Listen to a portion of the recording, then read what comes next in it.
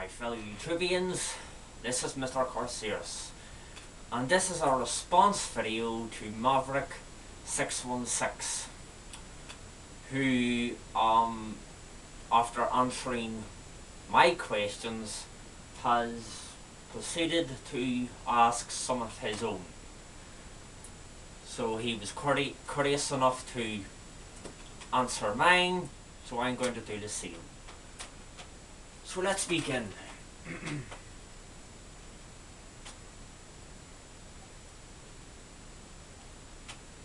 White app if I ask some questions myself. You may. I hope to get a few responses. Oh, you will, which is quite generous of me. But feel free to answer this to your liking and best of your ability. I will. Here we go. First question: Would you rather survive? Would you rather survive against a Bayaki or a shoggoth? I think you mean would I rather go up against a Bayaki or a shoggoth? That's a hard one. I would rather go up against a Bayaki. Why? Because a shoggoth, in my mind, is a more deadlier creature. It can shapeshift, it can regenerate very fast, it can form tentacles, eyes, teeth, claws whenever it needs to, it can sliver up walls and along ceilings, and it can squeeze through tight areas. A Bayaki is quite powerful, it has teeth, claws, and it is very durable. It can survive the rigors of space. They can fly through space, you know. But, and have a very powerful bite. But I'd rather go up against a Bayaki. Next question. Question 2. Which course in Miskatonic University would you enroll in? I wouldn't, because I'm I've been around that long. I don't need to learn anything from some university. What I would rather do is to burn the university down, hopefully with all the students inside, and then I would skip and dance through the ashes of the remains, and with my fellow ghouls and night-gaunts I would dance obscene dances that only the great old ones would appreciate and enjoy. Next question. 3. Who is your favorite horror writer aside from great God Lovecraft? Well, I have two. They are Clive Barker and Stephen King. 4. Which Lovecraft story is your favorite? That's easy. The Call of Cthulhu. Why? It was the first ever story of H.p. Lovecraft mythos that I ever read, and once I read that, I just fell in love with his works. Or teachings, if you prefer. 5. What is your favorite denizen and why? Denizen of what? Denizen of Earth? Denizen of the Dreamlands? Hell, Heaven, Limbo, the Splinter Realms,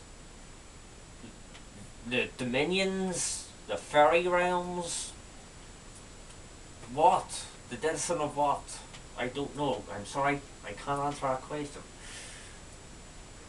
Which cult would you want to be in aside from the cult of Cthulhu? Any cult which would bring forth the elder gods and the great old ones. Be it the cult of yog-sothoth or the cult of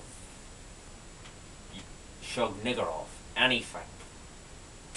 It brings forth the elder gods once again. 7. Which Lovecraftian film is your favorite and why? I I don't really have one. I don't think any film out there at the moment has done H.P. Lovecraft's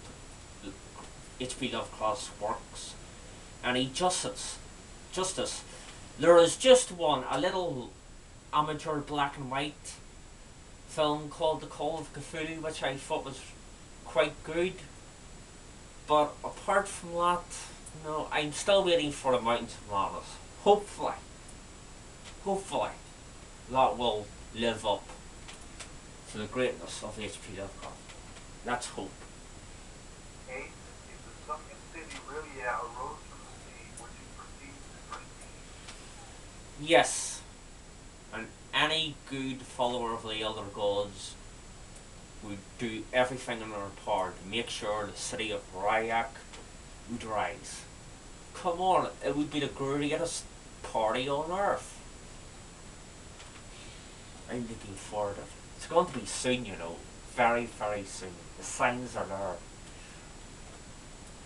9. The Necronomicon sits dusty and fragile on a shelf in an antique shop. Do you buy it? And if you do, will you read the spring and magic tome? Buy the Necronomicon? Are you mad? You don't buy the Necronomicon, you take it by force. Only those who have the will and who are willing to get blood on their hands are worthy to possess the Necronomicon.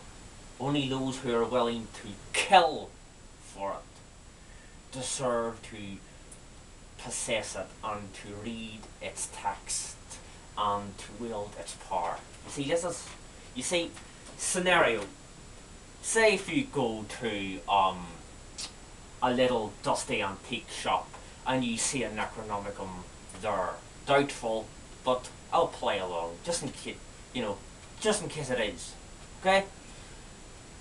You wait for the owner to turn his back, and then you pick up the nearest blunt object, which seem to be all around these places, universities included.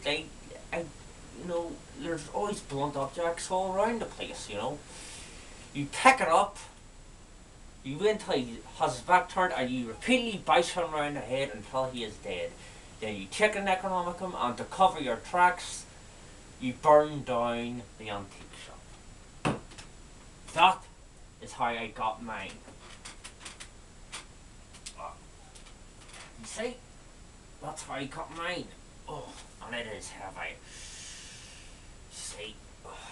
You see, the Necronomicon is a very powerful book, and only those who are powerful enough, like myself, are worthy to wield it. Well, I shouldn't be showing you this. This is my book. Mine. My Necronomicon. Oh. You want to look at a Necronomicon? Oh. You go out and claim your own. You can even claim this one if you like. You're more than welcome to try. But be warned, many have tried and all have failed. This is mine! Mine! Sorry about that. If you, like me, have your own Necronomicon, you get a little paranoid.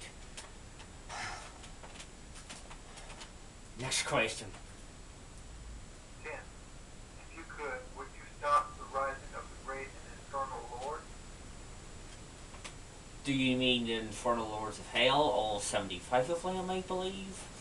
As long as it didn't interfere with my master's plan, then let them rise. 11. What do you think about Lovecraftian music? 12. Lovecraftian music? There's Lovecraftian music? Where is this? Where is this music? I wish to hear. I demand to know where it is. Oh, if you could inhabit building, would you devote your life to writing Lovecraftian fiction? Oh yes, of course I would. Who wouldn't? To drive people mad by simply writing a story? That would be marvellous. Yes, and let more people know of the great old ones and their power. Of course I would. 13. Do you think Lovecraft has influenced your life? If so, how? Because he made me enjoy horror. There was a time in my life where I was getting a little bored of horror, and he just ignited the flame again. Just his stories were wonderful, and he made me appreciate other authors. And I realised that he went on to influence a lot of other authors, which I liked. So there you go. 14. Do you believe Lovecraft's xenophobia made him a better writer? If so, why? If not, why not? Yes, it did help him because he throughout his life had a fear for the foreigner, and if you're a horror writer, and if you're generally afraid of something, then you can tap into that fear. So yes, I do think it did help him, with his stories. Okay, those are the questions. And as always, may all your endeavors be dark and fruitful. Well, thank you, sir. And may I say, shut up now, shut up. Welcome. Kid doesn't know when to shut up. Mavarek 666, I hope you're happy with those answers, and may I say that your questions were extraordinary and wonderful. Well met, sir. Well met. But there's a bit of a problem. You see the Necronomicon, and I shouldn't have really shown it to you, so I have to do you in. I can promise one thing. It'll be quick, the pain part, but quick, yes. Sorry about this. You had a promise in the future, but I'm sorry. I have to keep my secrets, you see. Oh my god, look, where's H.P. Lovecraft? Yeah, there. Ah!